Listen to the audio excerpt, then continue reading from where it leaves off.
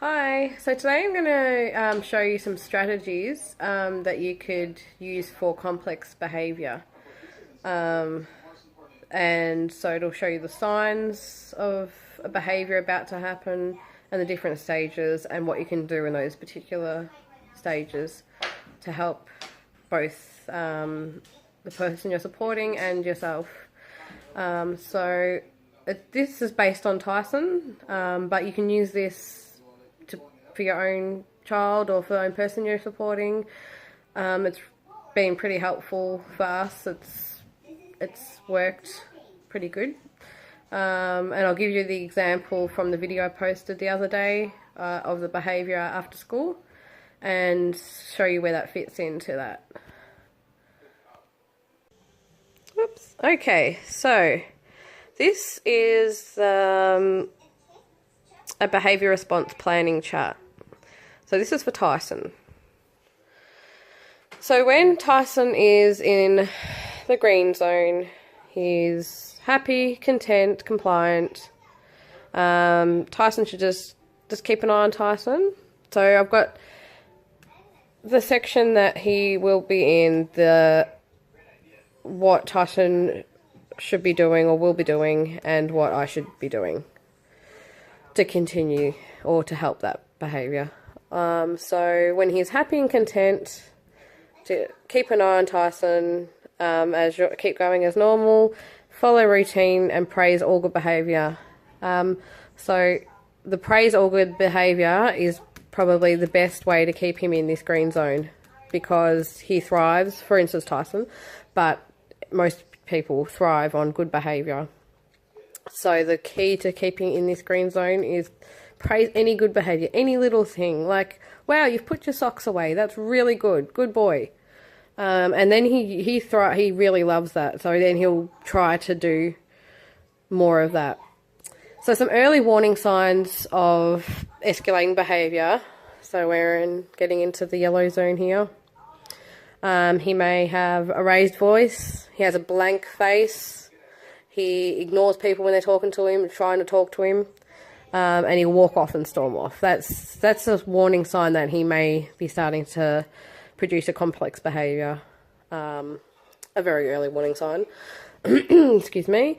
Get Tyson to communicate what's wrong. So ask what could be going on with him. Maybe redirect him to another area, and distract him. Maybe sometimes distraction works. So if it's just something little, he'll get distracted and forget about it and move on. And what I could do, or what the supporting person can do, is look at it from his point of view. So even though what you see may be different and you might think he's in the wrong for something, stop and think about maybe how he might be feeling and try and put that in perspective as well. And think of can't versus won't. So can't versus won't is some people, it's not that they can't, it's not that they won't do something, sorry. It's not that they won't do something, it's sometimes that they can't. So maybe a behaviour might be because a teacher has said, Tyson won't do the writing. And what really could be happening is that he can't do the writing, and those reasons could be because he's hasn't got the right tools, he hasn't got his pens with him, or he hasn't got the right tools that he needs. It could be that he doesn't understand what he has to write. So got to think about everything that Tyson could be thinking. We'll think outside the box basically and see if you can put that into place to put him back into this green zone. So if that doesn't work, he ends up in the orange zone. So the orange zone is one step before a severe meltdown. So in this zone, he will be yelling louder, he'll kick things over in his path, he hits or kicks and hurts others. Now you might think that's extreme or severe, but it's, for Tyson, he gets to another level after that. So This, again, can be used for anyone, so it might not be relevant, these particular things, but this is Tyson. He yells, kicks, hits, and hurts others. What he needs to do is get redirected to somewhere else. Use a visual timer as to say if he's upset because he doesn't know how long something's going to take. A visual timer is very good because you can actually see, because you don't understand the concept of time. So the visual timer is actually a timer that he can actually see the minutes ticking back to 0. And that in itself can calm him down to know that, see how much time he's got or something. And especially in Timeout, I use it in Timeout too. So in this instance, if we're at home, I would put him into Timeout. So I put him into Timeout, and I actually give him the visual timer, so he knows you're in Timeout for 5 minutes, and he can see when 5 minutes is up, which if I don't give him that time, he will keep going and yelling and not staying in Timeout. Because he just doesn't understand. He thinks he's going to be there forever, basically. He doesn't know when Timeout will be finished, which causes him anxiety, which causes him to keep behaving the way he is. So visual timers are really good. And Timeout can only work spontaneously. So if you're at home, doesn't really work too much if you're out and about. Sometimes if you're at a friend's house or somewhere where he has a space he can go to, it can work. But walking down the street, walking through the supermarket, Timeout's not going to work then, but Timeout's pretty good. It's good just for him to calm down and bringing him back up to here as well. For myself, I need to remember to stay calm. If I don't stay calm, then I'm going to escalate myself, and then it's just all going to fall to pieces. I've got to talk in a low, soft, calm voice to Tyson too, because until we get to the bottom of what the behaviour is and why he's doing it, it's no need to yell. I know it's hard. It's not easy. It's definitely not easy.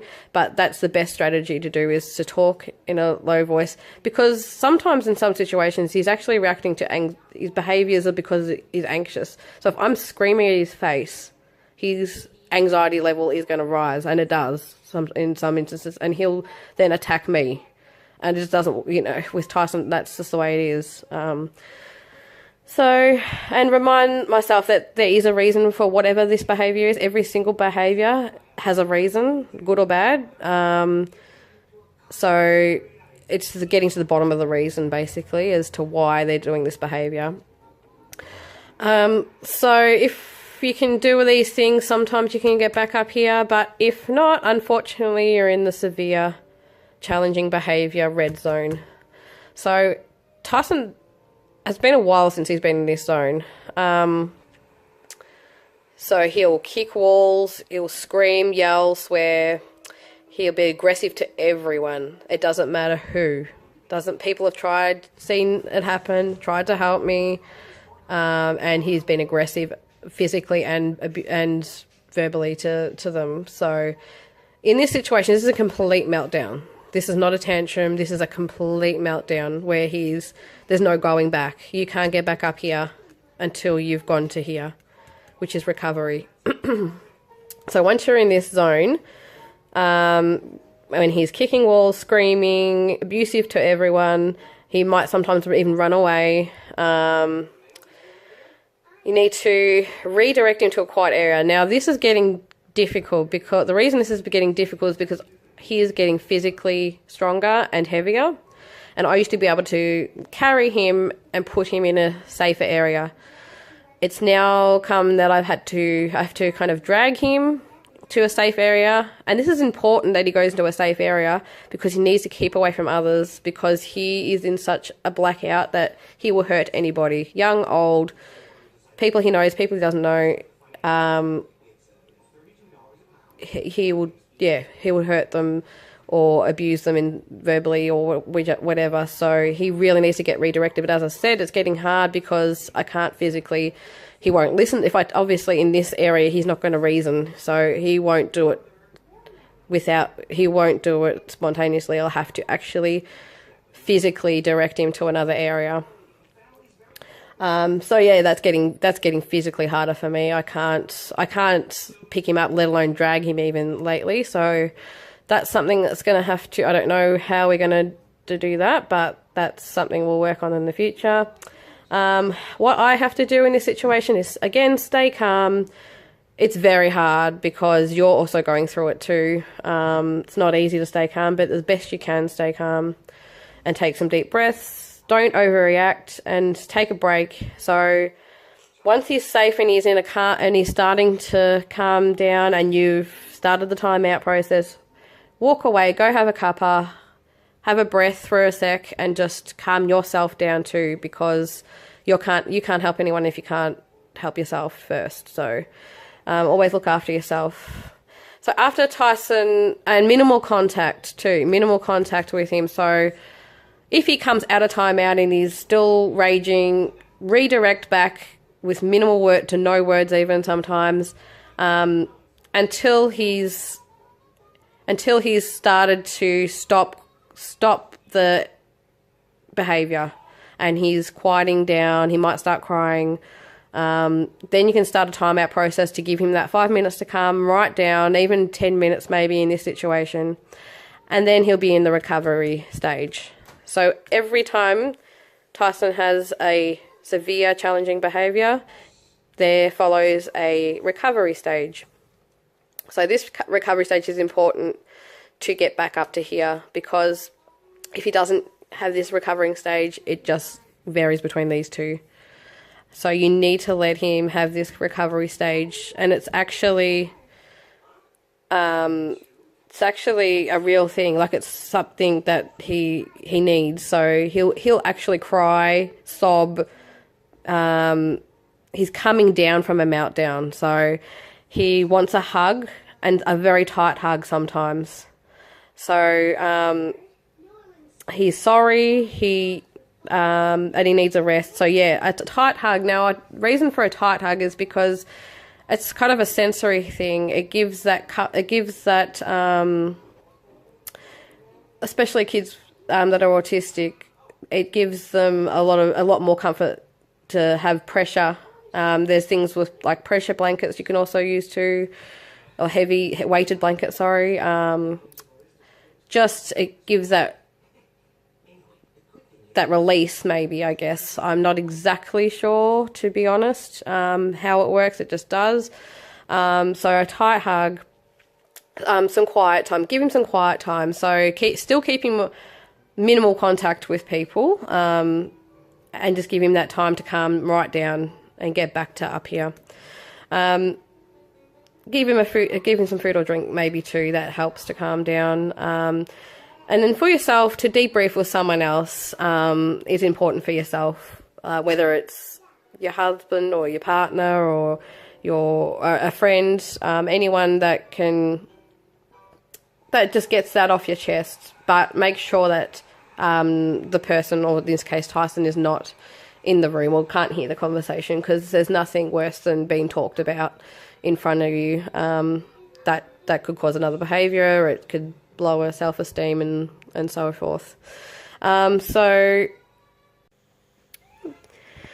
the video that I posted yesterday about the meltdown after school that Tyson had, well, it wasn't quite a meltdown. He was in the low-level challenging behaviour. So he was yelling, he was kicking his bag, and he was hurting others. So this is the level he was at, okay? So